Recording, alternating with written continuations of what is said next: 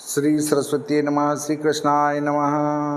देखिए, आज हम चर्चा करने वाले हैं नवरात्रि के ऊपर विस्तार से। घट स्थापना कब होगी, दुर्गाष्टमी कब होगी, दुर्गा नवमी कब होगी और पारना कब होगा, इन सभी पर विस्तार से चर्चा करेंगे। देखिए, घट स्थापना में सबसे पहले विचार किया जाता है कि प्रारंभिक 16 घटियों को छोड़ दे। प्रतिपदा की प्रारंभ की 16 घटियाँ चित्रा वेदरती, चित्रा नक्षत्र और वेदरती योग, इन तीनों को छोड़ने का प्रयत्न करना चाहिए।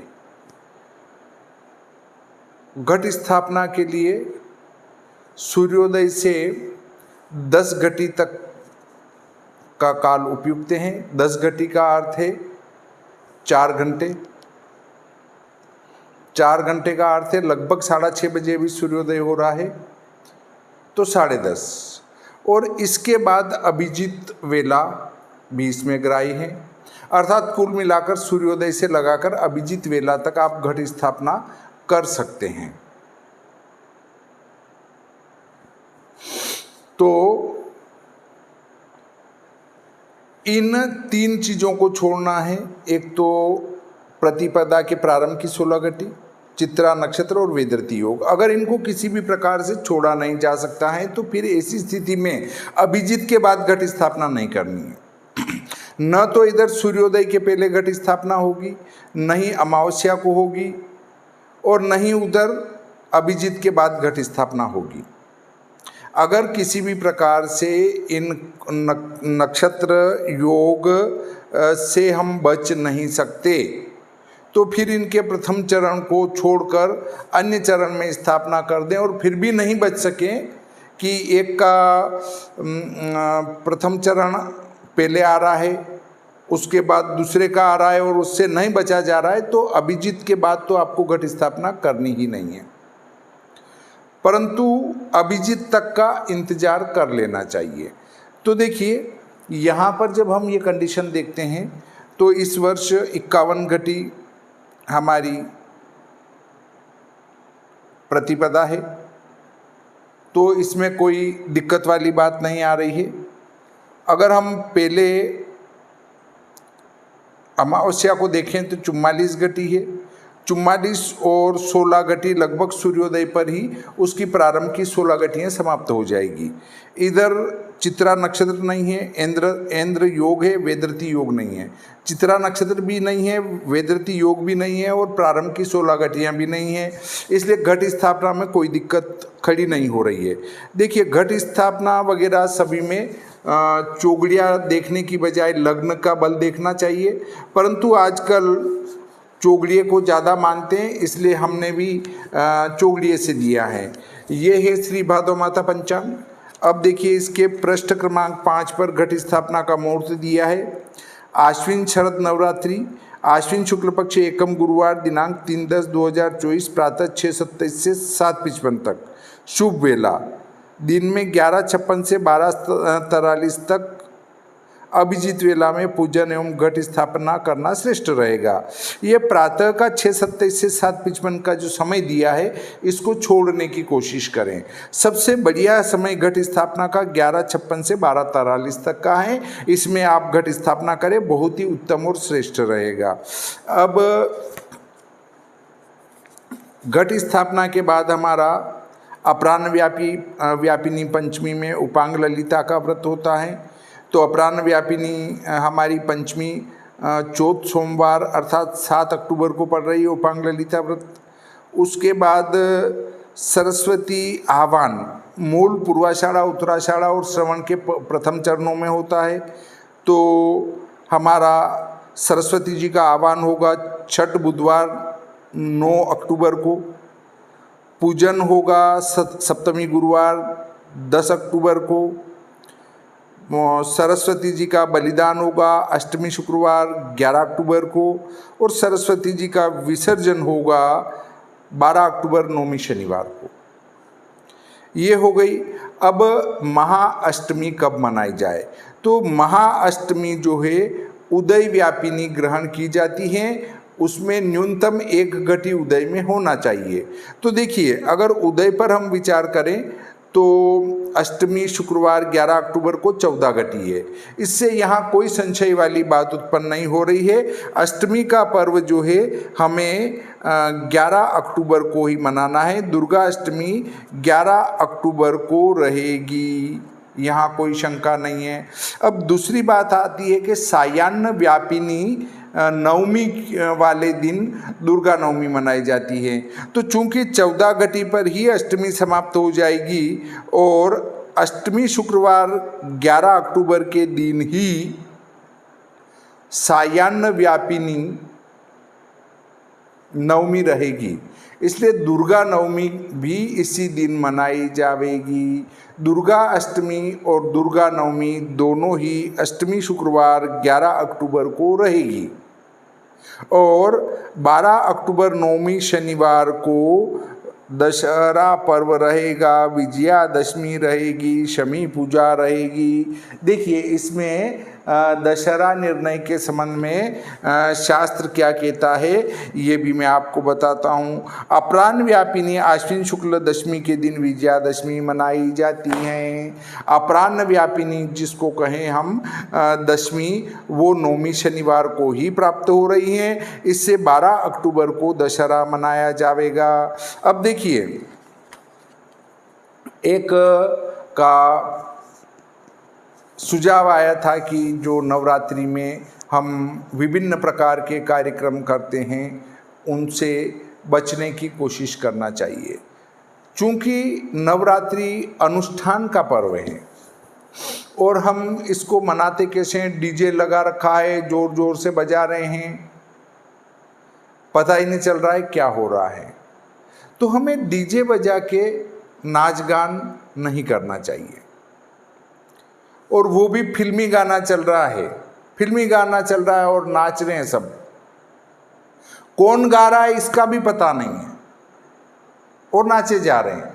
और नाचने में भी क्या है, हमारी माता बहनें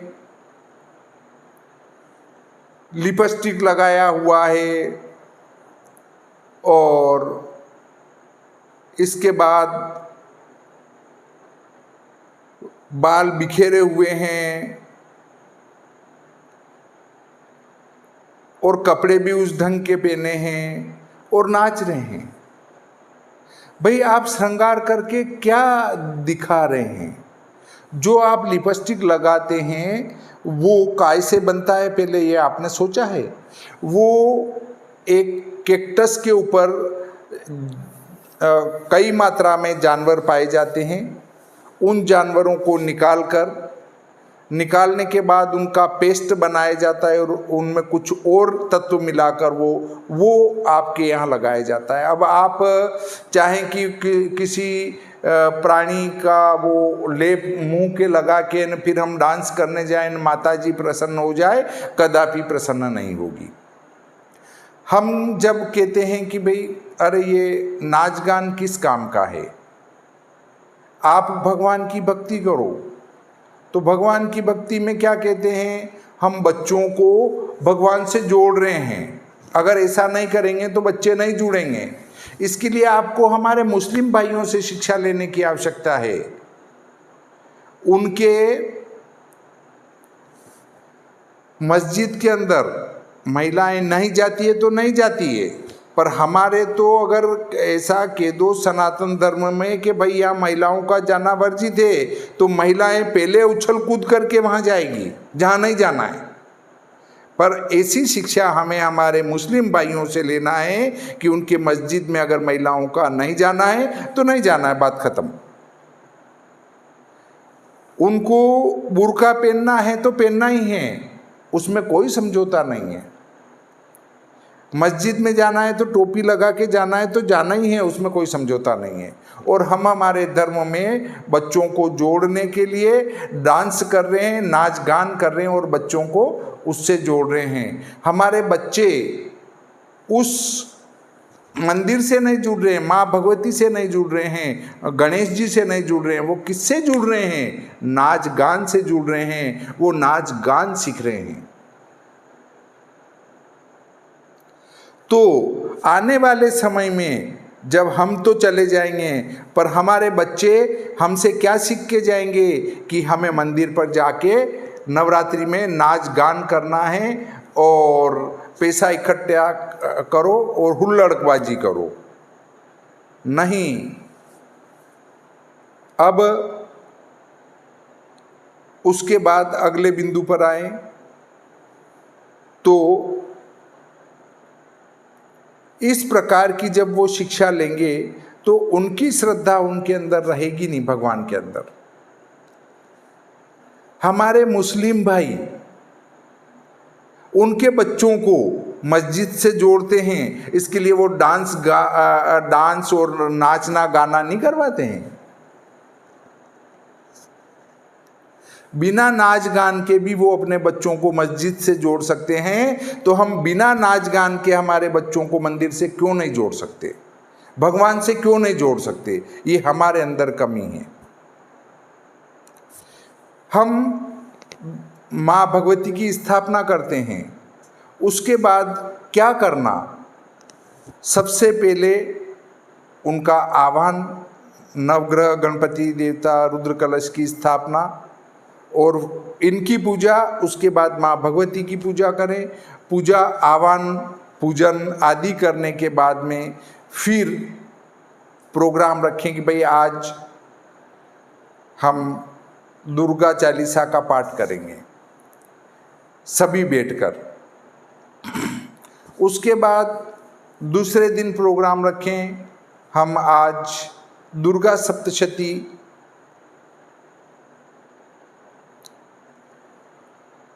का पहला अध्याय करेंगे हिंदी के अंदर, संस्कृत नहीं आए तो हिंदी के अंदर। परंतु हम ऐसा नहीं करते।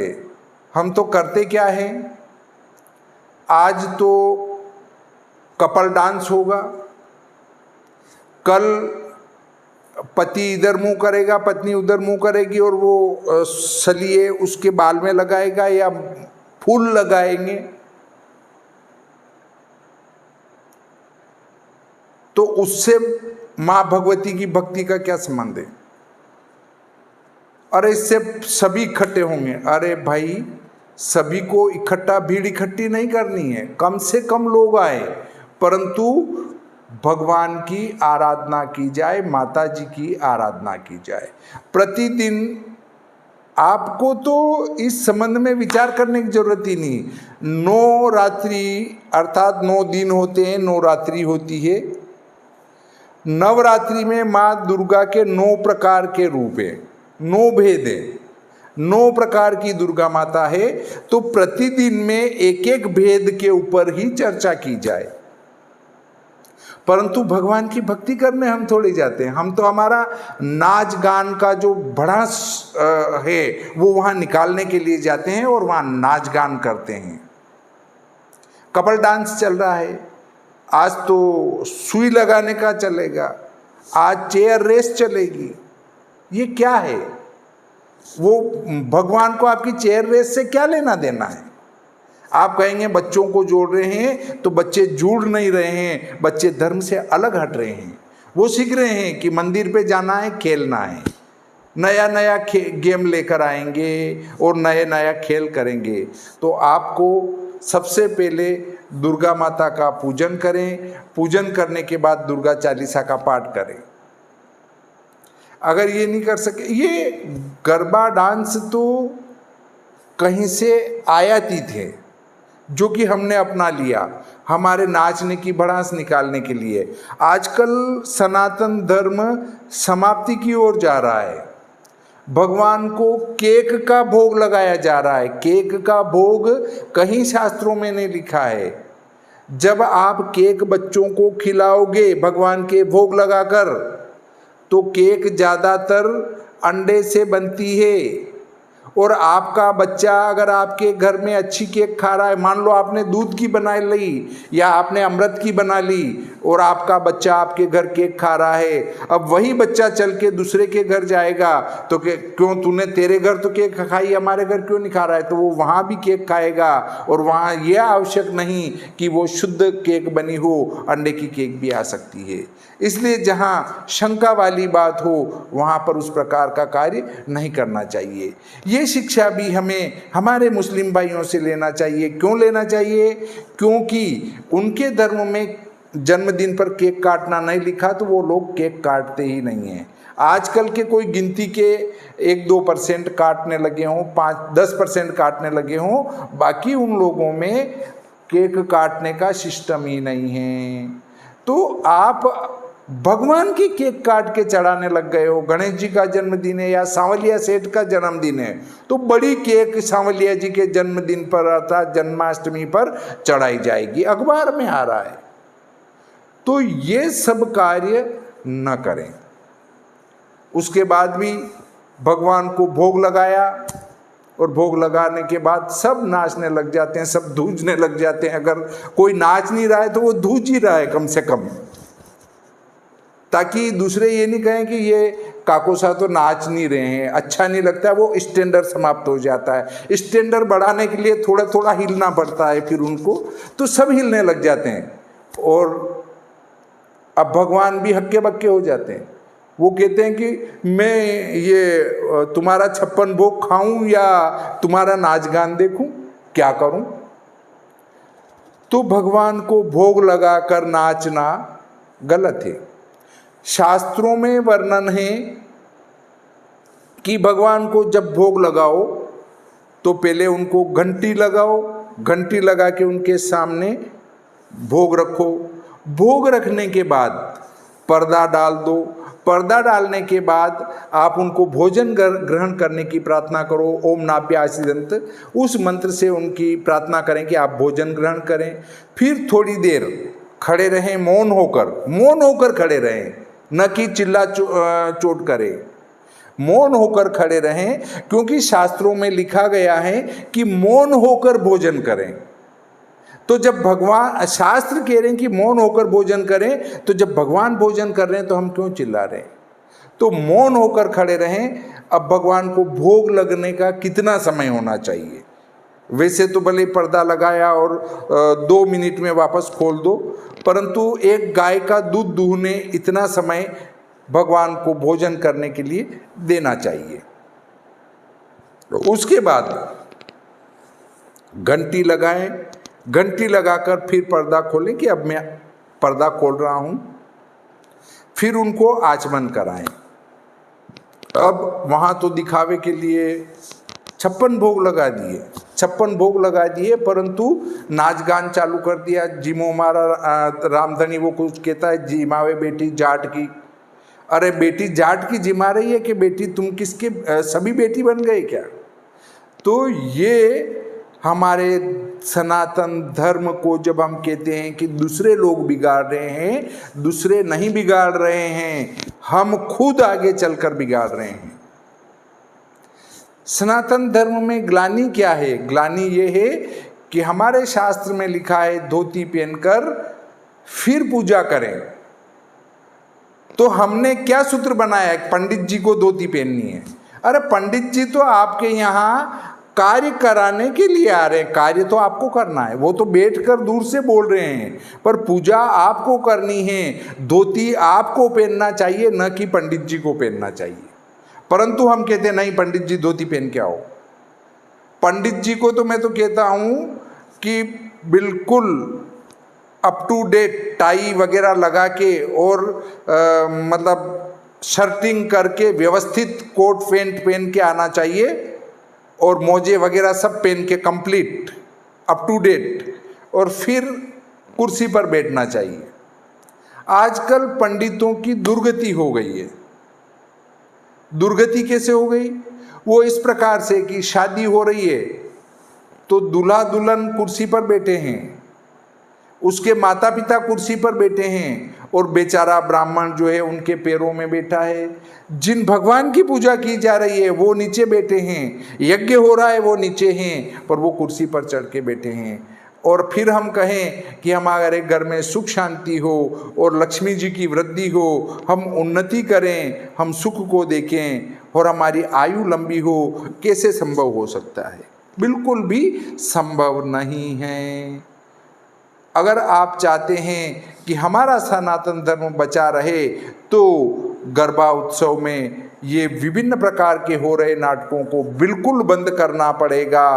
दूसरा, उसके बाद डीजे को बंद करना पड़ेगा। आपको चलाना है, हल्की आवाज़ में एक लाउड स्पीकर चला सकते हैं, नहीं तो डीजे बज रहा है और फिल्मी गाने चल रहे हैं और नाच रहे हैं और फिर कह रहे हैं कि हम तो भगवान की भक्ति कर रहे हैं। भगवान की भक्ति क्या खाक कर रहे हैं? आप तो भगवान के सामने नाटक कर रहे हैं। वो आपको 1% भी फल नहीं देगा। और आपने व्रत किया और वो जानवर की मरे हुए जानवरों को होठों पे लगा लिया और फिर माता जी के वहाँ नाचने चले गए, तो आपने जो व्रत किया वो भी समाप्त हो गया। और इसके लिए आप एक वीडियो मैंने देखा था तो उसको देख सकते हैं, उसमें बताया गया है कि वो उसका बनता है, जानवरों को मार के बनता है। हो सकता है कोई सात्विक बनता हो, मैं किसी पे पूरा आरोप भी नहीं लगाता, अच्छा भी बनता होगा, किसी कलर का भी बनता होगा, तो मुझे कोई तकलीफ नहीं है। मैंने जो एक वीडियो में देखा उसके संबंध में मैं आपको जानकारी दे रहा हूँ। अगर कोई कंपनी अच्छा भी बनाती है तो बनाती होगी, मुझे कोई दिक्कत नहीं है, तो आप उसको लगाएं, परंतु होठों पे इस प्रकार का विभिन्न प्रकार का लिक्विड लगा कर जाना उचित प्रतीत नहीं होता है। इस प्रकार आज का ये प्रकरण यहीं समाप्त करते हैं। श्री सरस्वती नमः, श्री कृष्णाय नमः।